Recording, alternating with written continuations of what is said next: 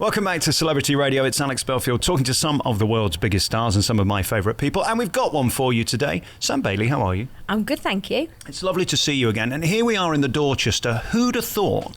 The girl who was on X Factor, who years ago was having to do the clubs and all that, is sat in one of the most glorious hotels, probably in the same room where Michael Jackson dangled out of all those years ago. Yeah, he had a balcony. I don't think I've got a balcony. I'm not that famous. But yeah, I'm lucky to be here. This is a great hotel. And it's a very special event, so slightly nervous, not going to lie, but nerves are good. So how do you cope with it? You woke up this morning after a night of not sleeping, or did you just put it out of your mind? When did you consider that journalists from around the world are coming today to decide whether you can still sing, whether your new album's any good, and whether you've got a future in show business? I got back in last night from a gig about 1:30 in the morning, and my daughter was wide awake, screaming, 2-year-old. So she was wide awake downstairs. We were singing nursery rhymes. I didn't really think about it, and then we had to try and get her to go to bed because my mind's all over the place, and she's in our bed because she's not seen me, so she wants to be in my bed. She was screaming until I got her in our bed. And so I didn't really get to think about it, but when I got up this morning, I was a bit stressed out, and this one was winding me up and kept on putting things in my bag. So I think he was. When you say this one, who are you referring to? I'm referring to my husband. He kept on putting things in my bag, and I'd go back to the bag and find it, and I was saying, I didn't put that in there. And he's like, well, I didn't. I put it back in. I go back to my bag 2 seconds later and he's put it back in. And then I got on the train and I went to open my bag and he's put it back in again. And all it was is one of those plug adapters. And I went, you, like that. When I rang him, I was very annoyed with him. Can we start this interview again? Because it's meant to be sex, drugs and sausage rolls, not rowing about children not sleeping and having to stay in the same bed. That's normality. That's life, isn't it? So I'm not one of these people. The telly don't fit out the window. I've already tried. Will you ever see yourself as a star? Because you see yourself as a mum, don't you? That's what you are, and a wife, and a friend, and a sister, and all that stuff before any of this. That's why I think people love you, because you're so real. I don't know why anything should change me. I think the only thing that's changed is I've got a little bit more money in my purse every now and again, and I get to do some pretty special things. I think that's the only thing that's changed. My feet are firmly on the ground, and I still do normal stuff. I still shop at Primark. So, I'm not going to lie, it's a normal thing for me to do every summer, is to go and get my kids some clothes for the summer holidays so that they don't ruin nice clothes in the summer holidays. These are all things that, I've been relatively normal, and I like to stick to that. I've interviewed enough stars that they say it's not me who changes, it's those around you that change. Did you ever encounter that people suddenly started treating you different because they thought you're that winner off X Factor? Yeah, and there's a bit of an expectancy as well. Like, there are a lot of people that there's automatically, your friends are the ones that you support. Even my brother, like, when he's come to see me sing, like, he just, can I have like 4 tickets to come along? No, buy them. Because you're supporting me if you buy a ticket. You're not supporting me if you turn up, because I don't get that. I don't really tend to ask for, if I'm going to go to a concert that a famous person, I'll try and buy the ticket and then see if I can see them afterwards or whatever. There's perks of that, but there are some people that have changed, and there's people that have been expecting of, because I'm a friend, I'll be able to go on all these things. And there's one thing I can't stand is when people come to things with me, but they get the phone out and they disappear with the selfies and trying to get...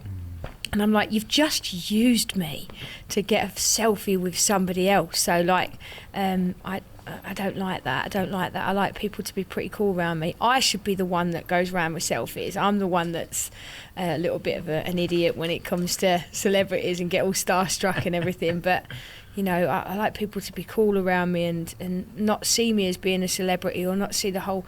And then I like to then disappear off somewhere, and then as soon as they're gone, like, I've just been out with Sam and tweeting it, we've done this and everything, and it's like almost like they're showing off about being with me, and I don't want people to show off. I want people to be normal around me. And there has been a few arguments, I'm not going to lie, with people that and falling out, and people change, but I've not changed. I don't understand why it should. And you see all these like celebrities that have got like an entourage of 20 people. Well, that entourage of 20 odd people that's plucking your toenails and like cutting your toenails and plucking your eyebrows and stuff like that, they cost you money.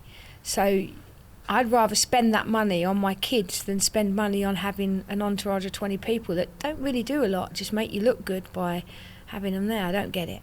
I can't remember who first said it, but they said it is show business. There is business in show, and if you get the second bit wrong, you're going to fail. And you have to always remember that it's all very well staying in the Dorchester, but somebody's got to pay for it. Yeah, exactly. This is like, this is all costing money, and that's what I go out and graft for, and that's why I'm working, and that's why, we've got nice things, and that's why we go on nice holidays, and keeps people smiling, and that's why you do it. I last saw you, 6-9 months ago in Nottingham at the Alea Casino, and it was this beautiful intimate room that they'd created. It was lovely, yeah. I loved it there. It was a really good night as well. I loved performing there that night. It's a lot of fun, and what was great though was seeing the reaction of you to your fans and your fans to you. I mean, they really dig you, don't they? They get it, they love it, and they want that big sound.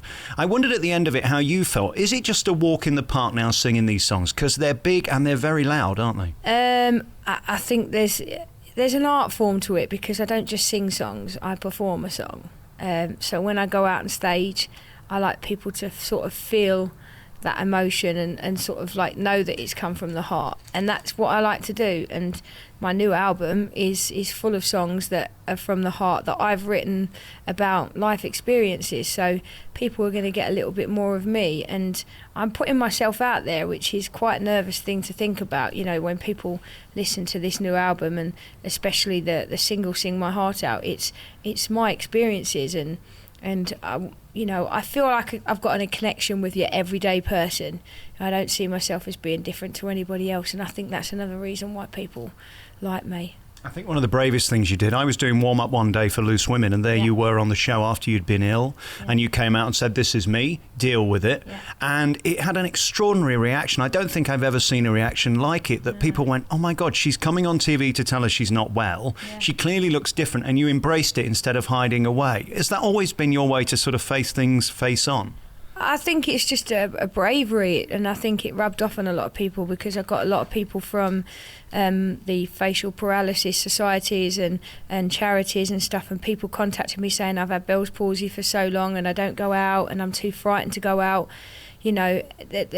Bell's palsy is Bell's palsy. Deal with it. Get outside, do stuff. People will get used to it. Everybody's got their problems. Everybody's got insecurities. You're still alive. Go out and have fun. Laugh about it. I did. I took the mickey out of myself so much, because whenever I laughed, I looked like the scary movie mask.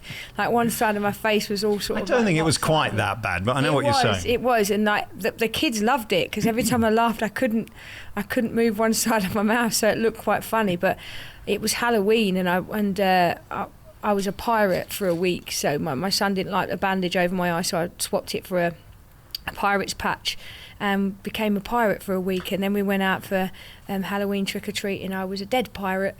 So there's a little bit of creativity there from Sam Bailey. But yeah, it was, these things you have to do. And I think to see me on TV at my very worst, which I pretty much was, I was in agony and I couldn't shut my eye, and one side of my face was numb. For people to see that, it made people, and go, fair play. And that's what I wanted to do, and I achieved it. How are you now? I'm all right. I've lost a little bit of hearing in my left ear from nerve damage, but I'm still going strong. It's all good. It could come back any time. And it's a hormonal imbalance. It was just after I'd had Miley, and a lot of people that are teenagers get it. So I know it's weird, because it's like a bus. You wait around for a bus and you don't see a bus for ages, and then all of a sudden you get one and loads of them come. Like when you've had Bell's palsy, so many people come out the woodwork and say, "Oh, I've had that, I've had that, I've had that," but no one ever talks about it, and now people are talking about it, which is a good thing, because it's becoming more aware. Well, I thought it was incredibly brave. And then I wonder what it feels like to wake up one day and see yourself on the front of the papers and be talked about. Does that ever become normal? It's weird. Like I don't even know sometimes that I've been in the paper.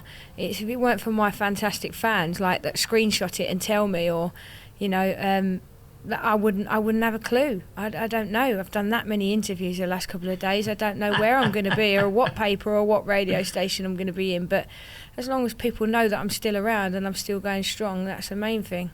You're about to embark on a new tour next year, and tomorrow you release the new single to the new album, which is extraordinary, and it sums up. Tell us the name of the song, because it really sums you up, doesn't it? Sing My Heart Out is the name of the song. Basically, it's a song that tells people why I did the X Factor, and what I did it for, and why I do what I do. And it's a great song. It's a powerful song. There's a music video for it, in which my children and my husband are in. Total cheese, love a bit of cheese. But you know, I just want people to get the message, and I didn't want to do one of those like music videos where I'm looking out of a misty window with my hair blushing in the wind and the net curtains flying off somewhere, and then some, you know, naked man on the bed like with just his pants or something like that. I didn't want to do one of those sort of videos because it's not me. I wanted to show people my life, and by showing my husband's just telling me that I am total cheese. I am an absolute block of cheese. But, you know, I wanted people to see my life and see where I am now and how happy I am. And in the video, there's a choir, and my mum's in the choir, so she's just over my left shoulder. My aunt is in the choir. So it's just a big family affair, you know, and just goes to show how much we love, you know, music and how much I enjoy what I do. So how do you regard your voice? Because I think it's stunning, and I truly believe you'll be one of those voices in 20 years' time we'll say, oh my God, she's one of the greatest voices ever to come out of England. How do you view yourself? I don't really see myself as being a massive like singer. I look at Celine Dion and I'm like, and I met Celine Dion and she's just incredible, and I was like, I became a 6-year-old kid that had just seen their hero, you know what I mean? So I don't see myself as being, you know, that big. And when I listen to my music and stuff like that, I kind of, and this is being deadly honest, I kind of don't know what all the fuss about is sometimes. I really don't. I've been singing for that long that I've not just magically got this voice and come out of nowhere. People over the last couple of years have had a buzz about me, but I've been trying to get somewhere for 20 years, so I'm just doing what I've always done. So I don't see what the attraction is. I don't get it, but I'm glad that people like what I do, and I just want to carry on doing it for years to come, basically. But you know you're a great singer, right? Or you're still questioning that? I always say, in anything, I always say there's room for improvement in everything I do, because nobody's perfect. Nobody is the most famous. Celine Dion will listen to her CDs and she won't look at it and go, that's spot on. She won't say that. She'll always nitpick, and I always nitpick. If I could go back on the X Factor and do every single performance again, I would, because every single one I've looked at and gone, oh, I hate that bit, or I wish I'd have done that, or I hate that note, or so. Always room for improvement in no matter what you do. No job, any job. I wonder whether this comes from the background of the clubs, because I mean, I'm from Nottingham, you're from Leicester, where you did most of your work around the Midlands, and there's nothing more humbling than having people sat reading The Sun or eating chips whilst you're trying to do your act. Well, normally I was buying bingo tickets while I was doing my act for the next line of bingo. Normally, I've done a gig in a social club before now, and I had it like an hour set to do at the end after the bingo, and as soon as the bingo finished, everyone went, and I was left with like 4 people, and they made me do the show. I did like a full hour in a social club, and the only people was in there was a child of one of the bar staff, a guy that was drunk as a skunk in the corner, and the concert secretary, and some woman that was just sitting there thinking I was fantastic. So yeah, I should have been equity. It would have been under 10 people. I could have gone home, but sadly I wasn't, so I had to carry on doing it. I didn't see the point, but, you know, it's mad. Crazy. It is insane, isn't it? I think the 2 lessons you learn in the North is don't interrupt the bingo or the buffet, because you won't win. Bingo, like, honestly, it's like a fire. Like there's a fire breakout in the club. As soon as bingo's finished, it's like everyone just packs their bags up as if there'd been a fire in the venue. Is it strange to you that the people you used to watch are now coming to see you? No, I'm not being funny. I am bobbing it a little bit. I'm not gonna. But yeah, do you know what? This is like, in a way, this is kind of my worst nightmare, to be fair, because I love to watch singers, but I know what it's like to be on stage and have singers in the audience, because I almost feel that they're listening to everything and sort of listening, and I know at the minute I've got Barry White syndrome, so my voice is very low today, so those high notes are going to take a bit of a beating. But yeah, it's nice for everyone to come, and the numbers are going up, so I'm looking forward to it, but I'm going for steak afterwards, so I'm happy as Larry. So. Just focus on dinner afterwards. I'm focusing on steak afterwards. I'm going for a nice steak, yeah. Are you going to have nice hors d'oeuvres? I mean, will there be sausages on sticks and things? I don't know what they are, because there's a lot of people here that like all that stuff. Cheese and pineapple, you can't I'd beat have it. fish and chips in cones, me, if it was me. Or like an egg and chips bar or something. But this is the Dorchester. I think they'd shove me out the door if they knew what I wanted. Jam donuts. Anything that's bad for you, basically. Anything that's bad for you, yeah. And dare I say, you're looking amazing. As we stand here and there's a man doing your makeup and your hair and all that, is this stuff fun to you? Do you love being glammed up? Because, I mean, one of the appeals originally on X Factor was that really wasn't your persona. When we look back at the prison days and all that, you weren't having a man doing hair and makeup before you were banging people up, were you? No, I've learnt a lot from this guy here. This is Mikey. He's my makeup person. He's been my makeup person for ages.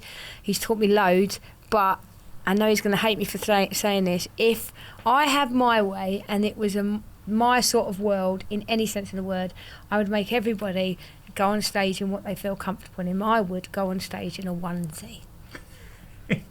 And you're not joking, are you? I'm generally not joking. When I did a social club once and I forgot my costumes and they allowed me to go on stage no, I didn't forget my costumes. I had to come home because my son wasn't very well, and they said that I could do the show and literally leave straight afterwards, and I had a tracksuit on for the show and trainers and a hoodie. It was the best night of my life. Love that. What do the kids think about Mum at this point? I mean, because you made it, you're doing it, and you're still at it. They must be incredibly proud, or are you just Mum? I am just Mum. My oldest just thinks I'm just Mum. She doesn't like to see me as celebrity. She doesn't like to ham it up a bit. She's 11, so she's like... Got to keep you in your place. Yeah, she's starting secondary school, so she's like a bit worried that she's going to get people come up to her and say stuff. And my son Tom, he loves it. He says that he's famous. He calls himself the famous boy, and he makes people watch videos of him on the telly. And my daughter, my youngest daughter, she knows my new album literally off by heart in the car. She's not even 2, and she sings it in the car. And she goes, "Mummy singing, Mummy singing." And it's like, if she's doing something and you put one of my songs on, she'll stop, or a video of Mummy singing. And yeah, so they're all dead proud of me in their own little way. But I always remind them that, you know, if they don't see Mummy for a couple of days, there's a reason behind it. It's because I'm working hard so that they can have laptops and iPads and go on nice holidays. So there's a sacrifice there, you know, that's involved in everything. And I've even said to my eldest one when she moaned she'd not see me, and I said, right, do you want me to go work back in a prison, and that way you won't see me because you won't be able to come to work with Mummy, and you know, you won't be able to see me or talk to me because I won't be able to take my phone in, so I won't be able to FaceTime you when I'm away. You know, and you won't be able to go on nice holidays. So the kids have got to have an understanding of why Mummy does what she does. It's been a busy few months, but hopefully it should start slowing down in the next couple of months. That is never going to happen. Well, it's not going to happen. I mean, that's a silly thing to say. I mean, you're busy till the end of the year. You've got a new album out, and then you're going on tour. You did just come out of Chicago. Did you like that? Musical theatre doing the same thing over and over again. How was that different? Because on your live act, you're so funny and you're able to ad-lib. There's none of that going on in the middle of Mama Morton, is there? No, none of it at all. And you've got to be on your concentration head has definitely got to come into play. But I love being in that musical. There's many more musicals that I'd like to do years down the line. So as long as I've got fingers in a few pies, I can do loads of things. I can do musical theatre, acting, TV, singing, and being a mum as well. So. And then we look at all of your success, X Factor, sat here, having hair and makeup, about to eat Dorchester sandwiches. None of that compares to your year with Leicester City, does it really? Because that must be your greatest thrill. Oh, gosh. And I missed... This is the first time you've smiled in the entire interview. No.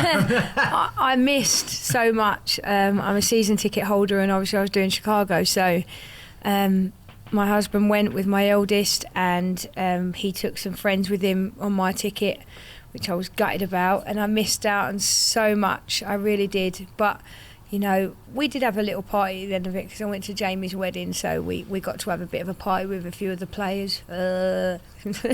He's just making my neck feel funny. Oh, I wish we were filming this. This would be a hoot. We got to have a bit of a party afterwards. I'm generally so proud of them. I didn't think for a second that they would do it, to be honest. At the beginning, loads of people were betting on it, but no one had a clue that they would would do it. An achievement. It's a beautiful success story, isn't it? And then we look at Vardy. You mentioned him. I guess for you, as icons go, he's pretty near the top, is he? He would be the equivalent to me of like Jay McDonald or Sue Pollard, for example. What? So well, in my world, icons, yeah. Well, I know him personally, so I don't see him as being famous Jamie, but I've spoken to kids because I've been doing some gigs where there's been kids and they come up and they go, oh my God, and they've asked me to sign a Jamie Vardy match attack card or something, and I'm yet to tell him that, but I just find it quite funny. Then they all look at me like, oh my God, you know Jamie? And I'm like, yeah, I do know Jamie, but he's just a normal guy. He really is. He's such a family man. He's lovely. He's full of banter. And he's a lovely guy. He really is a lovely guy. So. And to be asked to perform at his wedding, I guess, is a great thrill on a friend level, but also on a professional level, because he could have had anybody. I know. He can certainly afford them, can't he? He could have certainly afforded anyone, but it was more Beck that wanted me to sing at the wedding, and and I did, and I got to sing, and I got to duet with Shane Filan, so we sang "Flying Without Wings," which is their first dance. So. That was lovely. That was my wedding present to them. I got them a couple of other things, but it was a little wedding present for them. And I'm just proud of what they're both of them achieving. Beck's she's pregnant with another baby, so yeah, they're proper all loved up and everything. Are you done now with babies? Are there going to be any more? No, because I know not doing any more. No, you're done. Yeah, you're out of it. Okay. He's been done. He's been done, but does that mean you're done? No, I'm not. I'm not having any more. He won't let me have any more. I think you've got enough to do, what with the tour and the new album and all of that. I know, but every time I see a baby, I get really broody. You mustn't. Listen, I think you're phenomenally talented. That's the doorbell, which means you've got to go down and appear. By the way, you missed a bit on the left-hand side. Just work on that. You're gorgeous, you're talented, and you've got a phenomenal voice. Congratulations on being you. Really lovely to see you again. Thank you. Thank you very much.